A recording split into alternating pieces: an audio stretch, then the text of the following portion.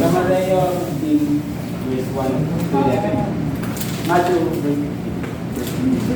15, verse 1 to 11. Apo. Ako lahat mong go. Sige, ikaw na basa. Ayos. Sinabi po din sa 15:1, minsan lumapit kay Jesus ang ilang Pariseo at mga eskribang galing sa Jerusalem. Apo. Kanilang tinanong siya, bakit nilalabag ng mga alagad mo ang puro ng mga minara natin sa ating mga ninuno? Apo. Kumakain sila ng hindi mo na nagbubugas ng kamay ayon sa paraang inutos. Apo. Sinagot sila ni Jesus, bakit naman ninyo nilalabag ang utos ng Diyos dahil sa inyong minanuturo? Sa 4, iniutos ng Diyos, igalang mo ang iyong ama't ina at magsalita ng masama sa ama o ina ay dapat mamatay. 5, ngunit itinuturo nyo kapag sinabi ng isang tao sa kanyang ama o ina, ang anumang may tutulong ko sa inyo ay hain sa Diyos. 6, hindi na niya kailangan igalang ang kanyang ama dahil sa inyong minanuturo.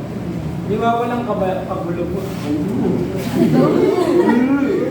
Di ba walang kabuluhan ninyo ang salita ng Diyos? Mga mapagpaimbabaw. Tama ang hula ni Isaias tungkol sa inyo. 8. Paggaling na handog sa akin ng bayad ko'y paimbabaw lamang, sapagkat sa bibig at sa puso, ito bumubukal. 9. Pagkulit pagsambang ginagawa nila, walang kabuluhan. Ang utos ng tao ay itinuturong utos ng may kapal. 10.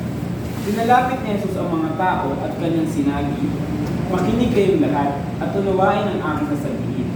Hindi ang pumapasok sa bibig ng tao, kundi ang lumalabas ang nakakapagparumi sa kanya sa mata ng Diyos. So dito po sa verse po na to, sa Matthew 15 verse 1 po. Dito po, nagtanong at nagreklamo po yung mga Pharisees at Escriba ang galing sa Jerusalem. Sino naman yung Pharisees? Sino yung Pharisees? Yung Pariseo po. Oo nga, ano sila? Mga nag-aaral po ng Biblia po, ay ng mga, opo, Oo, tapos ano trabaho nila? tagapangaral po. Malinaw tayo Ano yung escriba naman? Ay, wala po. Ano po ba? For the word itself is scribes. So sila yung historian, sila yung mga escriba na nasa salita. Sila yung nag-interpret, kasi sila yung Sila po nag-aaral yung naman po. Oo, yung mga historian. Yung mga Pariseo po, yung mga... Oo, parang gano'n. Parang gano'n sila. May tanong ata si Kuya Nino. So doon nga po, sinabi po din yung mga nagre-reklamo po yung mga Pariseo at mga Escriba po. Dahil nga po, hindi po sila nagbuhugas. Yung mga alagad po dito ni Jesus, hindi po sila nagbuhugas ng kamay bago po sila kumain. Tingin po ng mga Pariseo po, ayun po yung magpaparumi sa tao po. Kaya nagbuhugas sila. Kasi po ano po siya, ito po yung tradisyon daw po ito ng mga, naturo ng mga yung kanilang mga ninuno at matatanda po. Pero sa sumunod po na verse, sinagot po sila ni Jesus. Dito po, hindi pinagtanggol po ni Jesus yung mga maruruming kamay nila. Kundi po yung pinagtanggol niya po yung katotohanan. Yes. Sinabi niya na sinabi po dito ni Jesus na nilalabag po nila ang utos ng Diyos dahil sa kanilang mga minanang puro. Nakita niya hindi siya nag-define sa, kundi sinabi niya kung ano yung katotohanan. Opo. Parang binalik, di ba? Binalik na Diyos yung tanong nila. Opo. Ay, nasabi ko ba tayo doon? Hindi ba? Pag Hindi ba? So sinabi po dito, yung paggalang po sa mga magulang po, dito po kasi parang pinawalang kabuluhan po nila yung utos ng Diyos dahil sa mga minanang po nila. Na sinabi po sa kasulatan na igalang po ang iyong ama't ina. Ang sabi rin po dyan na magsalita ng masama sa kanyang ama o ina ay dapat pong mamatay. Ngunit po yung mga Pariseo po, gumawa po sila ng batas. Okay. Butas sa batas. Sa pamamagitan ng butas na batas na Oh, Parang gumawa po sila ng sarili po nilang batas. Sa pamamagitan po ng tradisyon na ano, tinatawag po siyang korban. Yung korban po yung ano po, parang pag-aalay po siya para. Pag-aalay po siya sa templo para po makaiwas po silang sa ano, sa pagtulong po sa kanilang mga magulang. Parang ano po siya, mag-aalay na lang ako sa templo para hindi na ako magbigay sa magulang. Ganun po. Ganun po yung parang, yun na lang, hindi walang kapatid nila yung utos po ng Diyos. Dahil lang po dun sa ano. Ayun po yung ano, yung meaning ng korban. Gumawa po siya ng batas. So dito po tinatakasan nila ang obligasyong gustusan at alagaan ng kanilang mga matatandang magulang po. Pwede pa pa yung batang magulang. Ano kanta mo? Magulang na bata. Nawawalang halaga po ang kapuluhan yung kautusan ng Diyos po dito. Ayun po yung pinagtanggol ni Jesus, hindi po yung marunong na may po natin. And sa sumunod po na verse, dito po naipakita ang huwad na pagsamba ng mga Pariseo po. Yung pagpapanggap po nila yung Okay. mga pagbabaw po nila. Ginamit po ni Jesus yung hula po ni Propeta Ezekiel. Okay. Sa Isaiah po, Propeta Isaiah po. Upang ilarawan po sila. Nilarawan po sila dito po eh. Kung nakita niyo po sa verse 8. Kasi po ang kanilang pagsamba po ay panlabas lamang po. Kung di po, sa ano lang po, sa lami lang po galing, hindi po sa puso. Ngunit po ang kanilang mga puso ay walang tunay na relasyon sa Diyos. Ang kanilang mga aral ay gawa-gawa lamang ng tao. At ang pagpupurit pagsamba ay walang kabuluhan kung puso mo ay malayo naman. Ito po na verse, dito na po yung pinaka-main verse po niya sa 10-11. Ito po yung ano, ito po yung pinaka-puso ng mensahe po. Dito po tinawag ni Jesus yung mga tao at ipinaliwanag niya po yung tunay na dumi ng yung tunay na dumi po ay spiritual, hindi po physical. Ang pagkain gamit ang maruming kamay ay pumapasok lamang po sa tiyan. Ngunit ang masasamang salita na nagmumula sa bibig ng tao ay nanggagaling sa kanyang puso.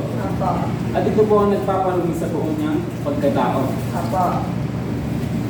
Ngunit po, hindi pa rin po naiintindihan ni Pedro, yung alagay niya po dito.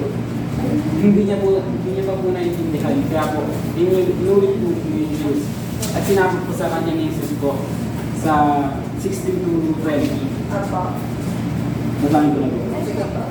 Sinabi po niya dito, at sinabi niya, kayo man ba'y wala rin pag-unawa? Hindi ba niyo nalalaman na anumang pumapasok sa bibig ay tumutuloy sa tiyan at dinudumi? Ngunit ang lumalabas sa bibig ay nanggagaling sa puso at ito ang nagpaparumi sa tao. Sapagkat sa puso nanggagaling ang masasamang isipan, pagpatay, pangangalunya, pakiapi, pagnanakaw, pagsaksi sa kasinungalingan. Ano version na? 16-20 po. Yung binabasa mo na yun. 19. 19, verse 19. Anong version? 19 po. Lahat ng site, yung mga ano. 19 po na. Okay. Pagsaksi sa kasinungalingan at paninirang puri. At po yung last 20. Ang mga ito ang nagpaparumi sa tao. Yung mga nabanggit ko. Ngunit ang kumain ng vino na naghuhugas ng kamay sa paraan na ayon sa minanang ulo ay hindi nakakapagparumi sa tao. So yun po dito. Pinaliwanag po ni Jesus ang proseso po ng ano, yung biology po, sa katawan po, sa physical, na yung pagkain ay po pumapasok lamang po sa bibig at tumutuloy po sa tiyan. Kalaunan po ay dinudumi rin po. Ito po ay sa physical at hindi po nakaka-affect sa spiritual. Ayun! Malinaw ha! Anong biology yan? Biology.